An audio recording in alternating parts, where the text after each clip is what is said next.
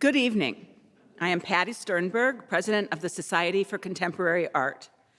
It is with great pleasure that I extend a warm welcome to you for our first public program of the 2023-24 season. Tonight, we are privileged to present artist Anne Appleby in conversation with local artist Caroline Kent. The program is being generously sponsored by Prada. Before we delve into tonight's program, I'd like to share some exciting SCA news and upcoming events. We welcomed E. Cow as the director of the SCA in early July. E. comes to us from the Art Institute of Chicago, where she previously served as director of curatorial administration in the Department of Art of Asia. We look forward to you all meeting her as we kick off this new season. Please mark your calendars for October 25th. We will collaborate with the Museum of Contemporary Photography at Columbia College for a public lecture featuring New York City and Memphis-based artist Tommy Ka. This lecture will take place at the Ferguson Hall at the Museum of Contemporary Photography and be followed there by a complimentary reception. Thanks to the support of our members, our first two member events of the season, a gallery walk in the Westtown Gallery District and a visit to the private collection of Trissa Bobrowski and Sandeep Malangi, have both been sold out. Our members are invited to a private tour of the 5th edition of the Chicago Architecture Biennial. This is a rehearsal on November 14th. It will be led by the biennial co-director, Fahim Majid, at the Chicago Cultural Center. Keep an eye out for the invitation. For those of you that are not already SCA members, I hope you will consider joining our group and furthering contemporary art at the Art Institute of Chicago. We offer 5 tiers of membership, including junior and artist memberships. We offer reduced memberships available by application. To find out more, please visit our website. The SCA is continually seeking both individual and corporate partners. We encourage you to reach out if you're interested in learning more about sponsoring an upcoming members event or public program. With the business done, I'd like to invite our SCA programming chair, Jessica Diamond, to introduce our special guests. Thank you to all of you for joining us for this evening's program.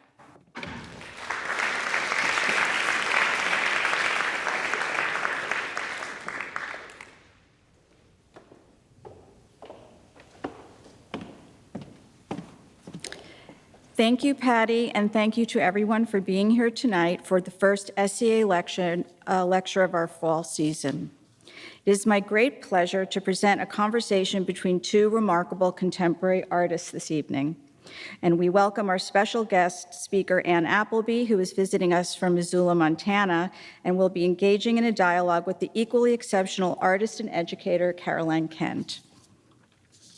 With a career spanning decades, Anne Appleby's work evokes a sense of profound connection with the natural world, translating her observations into the color cycle of seasonal evolution. Anne's painting and sculpture explores themes of identity, memory, and the ever-evolving relationship between humanity and our environment. Anne earned a BFA at the University of Montana in 1977 and took a 10-year apprenticeship with the Ojibwa artist and elder Ed Barbo, connecting her to her Anishinaabe heritage. Anne's work is in the permanent collection of numerous museums worldwide, including the painting titled Mountain, acquired by the Art Institute in 2020.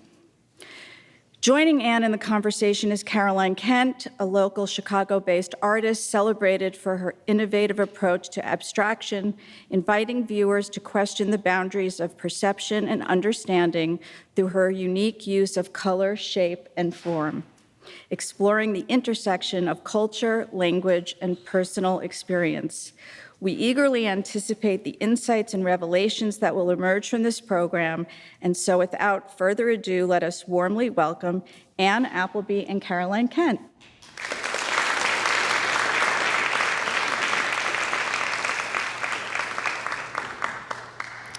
Well, good evening, everyone. Thank you all for coming out this evening. It is a total pleasure of mine to be in conversation with Anne, painter to painter this evening. I was telling Anne earlier that if I wasn't up here, I would definitely be attending because I'm really curious about her practice.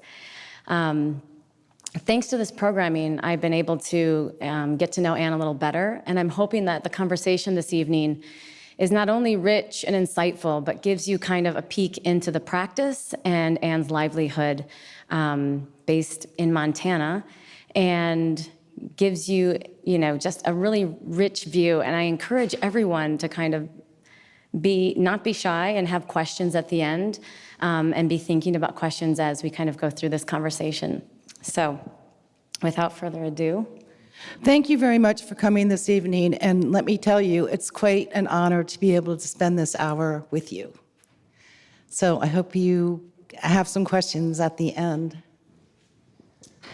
Well, we'll get started. We're going to jump right in and look at a couple works to begin with that are called First Light and Last Light.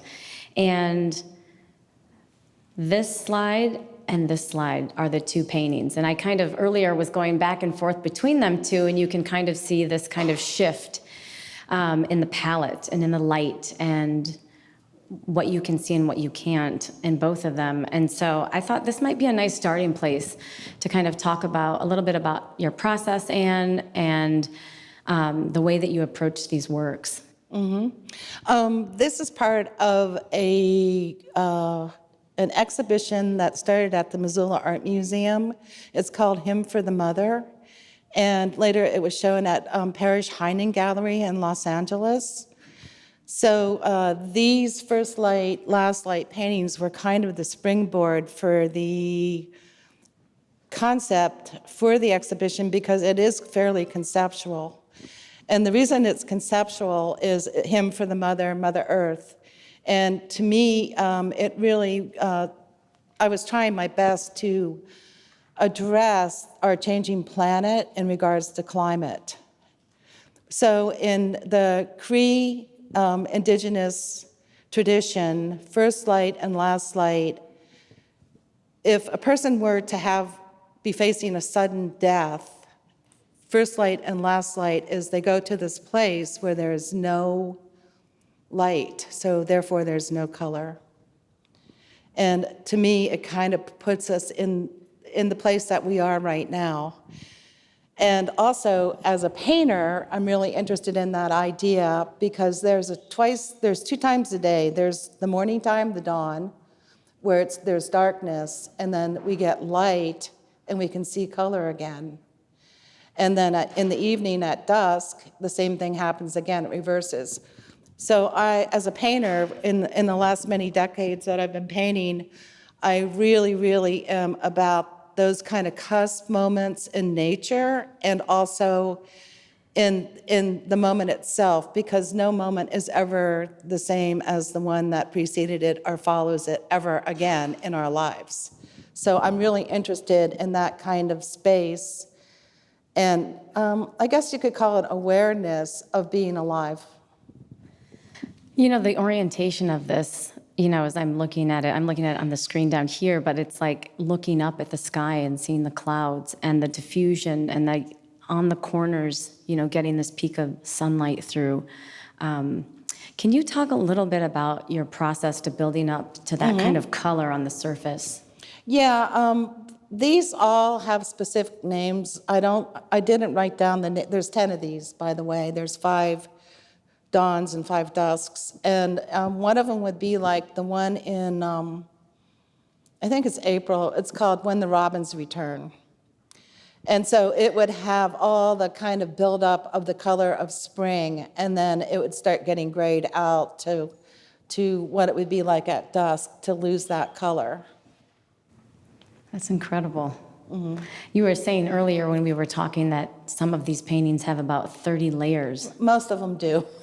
Which is just incredible. I work very differently, and so to think about, and also the fact that it's oil paint and that, it stays malleable a long time so that you can continuously kind of return to it and touch that surface over and over. It makes me think about the temporal aspects of the moment. You're always in this moment of moving that surface and then connecting that to the moment of seeing these. scenes that might be out your studio, since your studio is kind of situated, In the woods. in the woods, which I think is kind of fascinating. Yeah, where I live, I'm very in touch with the natural world. I have no artificial light, and pretty much the only human-made noise that I hear are airplanes that pass over. I can almost tell the time of day when they pass over. Oh, well, it's 6 o'clock in the morning, and they're going to Salt Lake City. So I'm really, really immersed in the natural world. And thinking about immersion, the subject of your work is often the land. And, you started off by, saying that work was about climate and thinking about the land. This painting that we're looking at here is quite large scale. And in thinking about, the legacy of landscape painting in this country and even abroad in Europe, and thinking of the romantic qualities that exist when one is looking at painting and what is supposed to be evoked inside the viewer, that actually helps you not really think about the land, that makes you think of other things. Could you talk a little bit about this painting here? Yeah, this painting is part of the Hymn for the Mother, and it references the natural world, but I've painted it in black and white because, once again, I feel like the color is leaving, it's escaping us. And I think the painting lends itself to a little bit more fragility than if it were in color. And I think it's really easy for us in this time period that we're living to start to look at nature as being kind of a sensational thing and to see ourselves very separate from it, to see it almost as a form of entertainment. So, yeah, that's all kind of tied up in that exhibition and in that concept. Mm-hmm. One of the things I really appreciate is that you move very swiftly from representational painting to full abstract painting. Mm-hmm. And both of them seem to be united by the way that they kind of provoke this contemplation and meditative quality. There's something about this painting that seems haunting, partly because it lacks the color and dynamism. There's a kind of quietude, but that darkness that's brought in is really solemn. And I think, when thinking about, the heaviness of some of these topics you're talking about and that have happened on the land and our relationship to that and our responsibility, there is a, necessity to kind of quiet ourselves before that and think about that. Right. I mean, we should be really quite, in awe of where we live. I mean, this planet. Oh my gosh, it's so beautiful, and it's like we're totally trashing it. And then we get so busy with our lives, and our electronics that we just don't slow down to really appreciate those moments. I mean, this afternoon I got to walk down to the lake, and I grew up on Lake Huron, and oh my gosh, I was like, I just wanted to drink it, I knew I shouldn't, and I also wanted just to jump in it, and it's like, it's just a marvelous, I mean, it's like, wow, it's just incredible what that lake is. And, here's this beautiful city built on the lake, and yeah, you guys know what I'm saying, right? Well, as someone who lives in the city, I mean, I can't help but, romanticize a little bit about what it must be like to live in Montana. I mean, to be able to have a studio that looks out, out into this landscape, and that your daily life is in it. Is right there in it. And maybe if you could tell me, like, what is a day in the life? In my life? Yeah, what is that like? Day and what in the life of Ann Appleby. What does it entail? You wake up and the birds are singing. Yeah, in the winter they're not singing, they all leave because it gets really cold like it does here. Well, okay, let's say this time of year.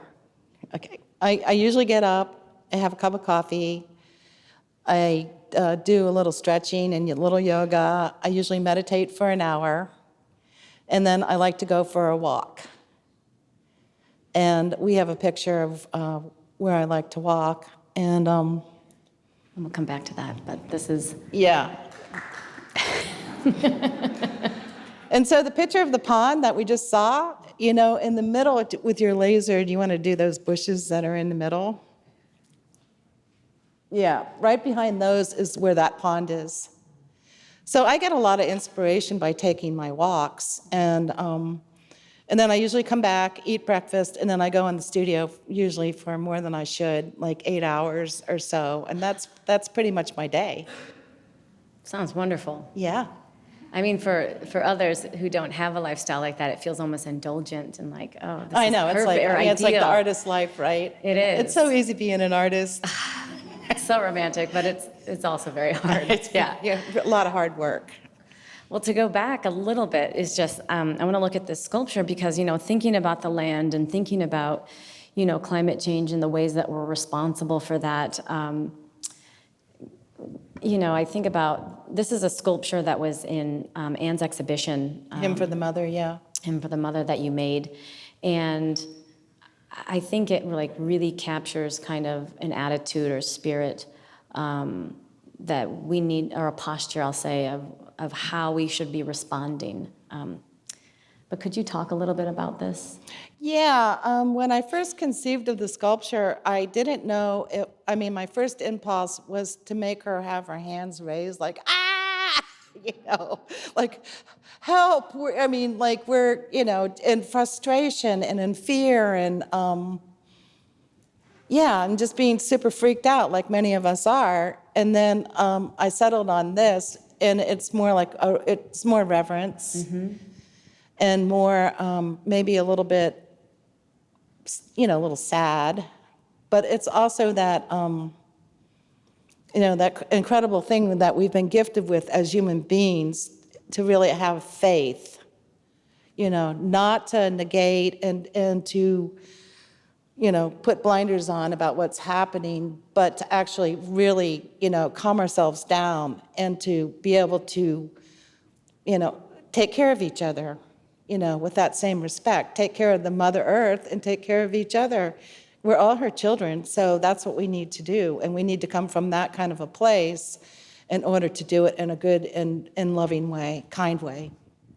I mean, that's really beautifully said. I think about this piece and thinking about the exhibition, how this figure is surrounded by all the paintings, almost as if they are in the center of a landscape like this. Mm-hmm. And I think of how there is, I like the word reverence that you said. There's a reverence, and then there's also this kind of reciprocity of taking care of each other. Right. That I find present. Yeah, we're all her children. Yeah. We're all here together. And we want to make it last. Yeah, we want to take care of each other too. Exactly. Which leads us to these works. These are some of my favorite.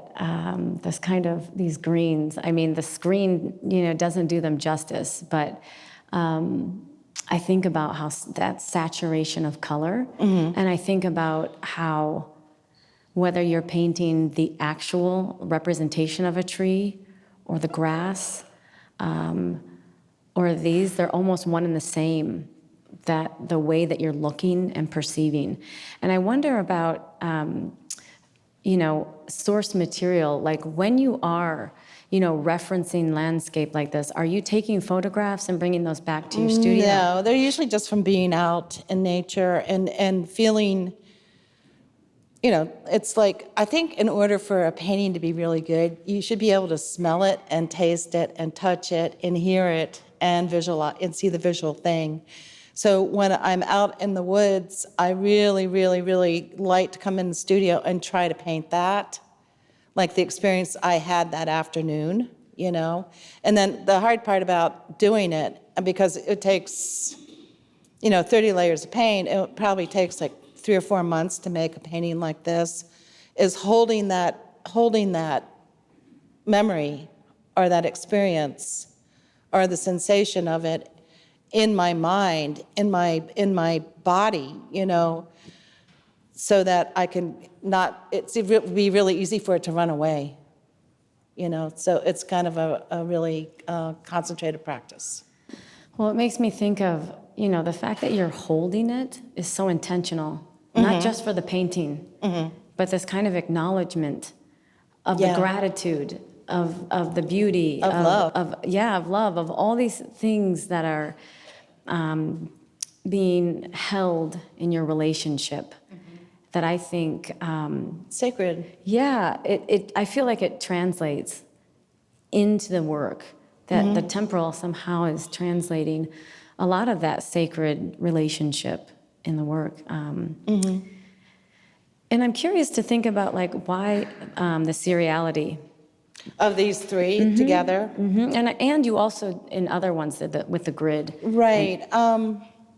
I don't have any, I didn't bring any examples of those, but these, each panel is 72 inches by, I believe, either 32 or 34 inches. So they remind me of a doorway or a portal or something that a human being can walk through. And so when I put three of these together, to me, it's like my weird little artist, whatever you would call it, my little narrative is like walking through a landscape. It's like the human walking through a forest.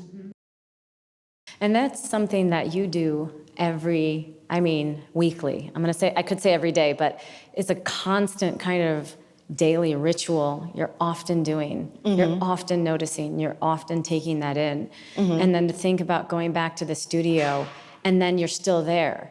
Because the studio is all about that as well. Right, exactly, yeah. It feels like a very, just a rich exchange, a long dialogue that is ongoing. Yes. And in that way, I feel like it transcends other kinds of studio practices that maybe where one is often books, you're often living a living experience. And I find that unique. It's very different from how I work. But it feels like there's something really attractive about it. And it feels, very humble at the same time. So, very fascinating. And these are some of the trees. Yeah, I took this one on a walk this spring. It's a chokecherry tree. Do you guys have chokecherries here? Yeah, I love them. And so you can see the blossoms in the image here. And very recently, I've gotten really, I've always been, but I feel like I'm finally bold enough to start trying to paint this. Just that kind of ephemeral quality of plants and just kind of like how they catch light and water and they can get all glittery and then they change, like this is in the spring. Pretty soon, right now it's a whole different color. And yeah, so that's what that's about. One of the questions I've been thinking about that I wanted to ask you is that I'm curious about your influences over the course of your lifetime and influences in your practice starting off from early, grad school, and then thinking about have those changed and shifted and who the influences or what are the influences now? Well, I grew up in Pennsylvania, so when I went to the University of Montana, if someone would have asked me, and this is really important, who, was my favorite artist, I would have said Andrew Wyeth. Because if you think about his work, think of Christina's World, for example. There is the figure, this lone figure in this huge, vast space. So it kind of talks about the same thing that I'm talking about right now. I feel like you're the figure, though, in that fast Or you space. are, when you look at the painting, right? Sure, Yeah, but it's kind of very similar. So, and then, of course, when I went to the University of Montana and people would ask me that question, they would say, oh, you're kidding me, Andrew Wyeth? You're supposed to say, Mark Rothko or somebody like that. And no, but sincerely, that's that's how I felt, you know? And also, when I was a kid, I would go out into the landscape quite a bit. I really haven't changed that much, you know, by myself often. So yes, Andrew Wyeth was really big, and then Chuck Close, That's a good one. right? And in undergraduate school, Chuck Close, hence the black and white. And then And the really fine, you know, the really fine rendering, right? And then Nicholas de Stael. Does anybody know who Nicholas de Stael is? I'm not familiar. Russian? Was he Russian? French? Yeah, French. In the mid 20th century, 21st century, and that's where I really got enamored with layering, because he would just stack color on top of color, and he would make these. They were figurative, but they looked really abstract. And then those paintings that you think of in the 60s that everyone had hanging in their living rooms, of these kind of like boats that were like sort of abstracted but really colorful. People kind of stole from him, but he was a really fine painter. So yeah, and he's still there. And then of course there's Granddaddy Monet. And later Agnes Martin, you know, somewhat, yeah. And That's a good one I can see. yeah. Yeah, have you found that you've been compared to color field painters? Yes. How do you feel about that? Well, it's like, what do you call it? It's color field, reductive abstraction. I recently watched a documentary on Agnes Martin, and she was invited to show, was it Parsons Gallery? And it was with all the quote minimalist painter, and she was, you know, being compared to them because her paintings were kind of reductive, but you know, they didn't really have names for those paintings. They were trying to be as objective as they could in the images that they were making, and then she would, you know, name it stone. So she always had a reference to nature. And she always would insist that she was an abstract expressionist. She did not really like the term being called a minimalist. And, you know, I have to agree with her. Yeah, I can definitely see maybe the connections between the two of you in your practices. And I'm thinking like your grid paintings come to mind in the way that you've laid out the grid in multiple panels versus maybe one, where the paintings become the grid.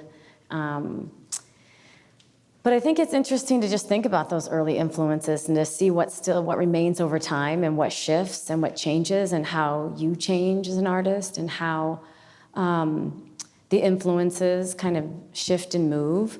I think a lot about the people in our lives too that also influence our practice. The relationships that come through art, that come through mentorship, that come through meeting another artist. Do you have some people in the past that you feel really left a mark?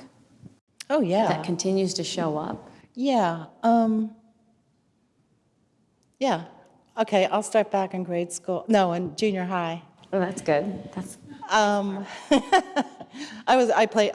like you. I used to be an athlete when I was young, and so I played on the field hockey team. And the coach happened to be my art teacher, Mr. Ribick. Cool. Yeah. And I was not very good at algebra. Same. Well, the track coach was the algebra coach, and I was like, not okay. very good at algebra. This was more symbiotic. So anyway, I would really get in trouble with algebra. And so he always made sure that I had something I had to do in the art room to kind of save me time and time again. And he really, really mentored me that way. really kind of focused me into art. And I am forever grateful to him. And then my parents were really great too, because they kind of recognized that I liked art a lot. I got really engaged in it. And so they made sure I had piano lessons and painting lessons when I was really young. Oh, nice. Yeah, and I'm really grateful to them for that. And then when I was, I don't know, about 28, I was working on, I got invited to work on the women's mural in Helena, Montana, which is the capital. And I was working on that, and it was like big. It was like 104 feet on the side of a building, and it was the history of women in Montana. And then I was like, hey, where are the Indian women? You know, there are no Indian women in this mural. So then I didn't know people at the Helena Indian Alliance, but I started working with them. And so we ended up being able to add, like, the last third of it is, you know, the indigenous women of Montana. And then I started having affiliation with Eddie Barbeau, who was I think he was the president of the board of the Helena Indian Alliance. And then he kind of like tapped me on the shoulder and said, oh, well, you could come and help me paint, you know. And so that's how I started my mentorship, him mentoring me, and my apprenticeship with him, which lasted, like 13 years. He was, you know, he died when he was 86. So that's what ended it. But yeah, I learned a lot from him. Yeah, that's remarkable, and it's really special. I mean, do you sense that sometimes that he's in the studio still, and you're thinking consistently about things he has taught you, talked to you about? Yeah, I can hear his voice. Yeah, I wonder about that. Yeah. Yeah, people that have that kind of impact, their impression kind of shows up in the decisions, in the work, in the way you think about it, that kind of ongoing narrative that you have in your mind as you're working through things, and even when you get frustrated on things. Yeah, there's that, but there's also like my behavior too. Like, I feel like if I'm about to misbehave, it's like, you better not do that. So it saves so you. There's this kind of moral thing too, you know? Yeah, that's really good. We should all be mindful. Yes. This work here, I want to pause us for a second and to look at this, because one of the things that I had mentioned earlier about when you're working representationally, and then also, you're moving to these purely abstract paintings. This one seems like it could immediately kind of dissolve into complete abstraction, or maybe go back to where it was, maybe it started there, like whether that's dissolved into it or it started from that, and this kind of came out of that. It has that feeling. I don't know if, the beginning or the end of it, but could you talk a little bit about this painting specifically? Yeah, this painting's, this is very recent. It's only been finished maybe like, 6 weeks. And this painting, I actually painted like a monochrome, color field, whatever you want to call it, underneath it, and then projected the image on top of it. So it's kind of like kind of like a culmination of stuff I've been doing, and bringing it, finally making it cohesive and making it into one thing. And I'm really excited about it. I'm really, it's, once again, I'm really interested in the fragility and also like the illusion of the world, like the shimmery world, like when you look at water and it has those sparklies on it, or sparklies on top of snow, or a reflection in rain, it's like, and it distorts what we call, quote, reality. Yeah, I'm really interested in that kind of a quality. There's this alluring perception, because I think of that glitter on that first fallen snow. Mm-hmm. There's nothing like it. After that goes away, it's gone, but that glitter on there is something that really plays with the perception of what that substance is. Yeah. And like, And if it's light, you know? It's light on top of that snow Yeah. that's like reflected back and bounces off. And Yeah. it's kind of magical. And yeah, and light makes color. It does. I'm going to move us on. This is a good image just to give, the audience an idea of the sense of scale. And, I think about, what does it do to like, being in the studio, in the studio, there's a lot of visual noise. Potentially, you might have a very messy studio. Even if it's clean, there's just a lot of other things in there. And a lot of times, as an artist, you're painting and maybe working on more than one. But finally, exhibiting and getting the work out is this kind of distilled space for the work to behave a little bit differently in. What is that experience like for you? And many times it's like seeing it for the first time, I mean, you can see it in the studio, but when it leaves the studio and it goes out, it's on its own in the world, it's like, oh no, I should fix that, you can't do that anymore. And so No, you can't. It's pretty final. And it's kind of like, oh, wow, it really reveals itself in a different way. I mean, this space, the ceiling is wonderful. It's like high and vaulted. And I mean, I think of, each one of those as like a different note, a different thing out in the landscape potentially, the different ways that one would notice things in the landscape, like the bark, like really staring at the bark and noticing the bark and how the branches move out from the bark. And then you're noticing where the new life is going to start to grow out of. Exactly. And this actually is a poplar tree. It was commissioned by Dr. Ponza and his wife Rosa, and that's their space in Italy.